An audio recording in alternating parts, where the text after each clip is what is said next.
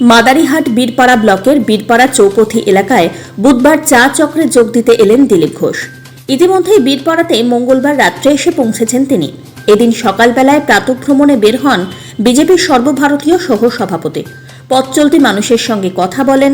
চা চক্রে যোগ দিয়ে দিলীপ ঘোষ বিভিন্ন বিষয় নিয়ে সরব হলেন। তিনি জানিয়েছেন, চা বাগানের শ্রমিকদের যেই জমি দেওয়া হচ্ছে সেই জমি খুবই কমপক্ষে এতটা জমি দেওয়া হোক যাতে শ্রমিকরা ঠিকঠাক মতো বসবাস করতে পারেন। দিলীপ ঘোষ আরও জানিয়েছেন, ডিএ না দিলে কর্মচারীরা আন্দোলন তো করবেনই এবং এটি ধীরে ধীরে উগ্র আন্দোলনের রূপ নেবে। পাশাপাশি তিনি কটাক্ষ করে বলেন, রাজ্যের মুখ্যমন্ত্রী মমতা বন্দ্যোপাধ্যায় নিজে দেখিয়েছেন আন্দোলন কিভাবে করতে হয়।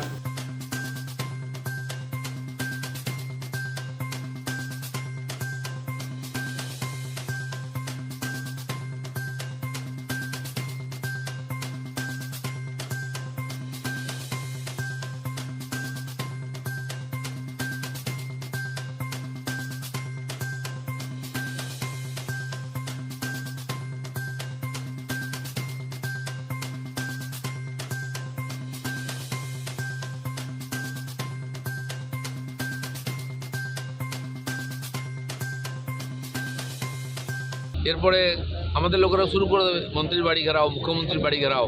তো কার লাভ হবে? পশ্চিমবাংলার লাভ হবে কি?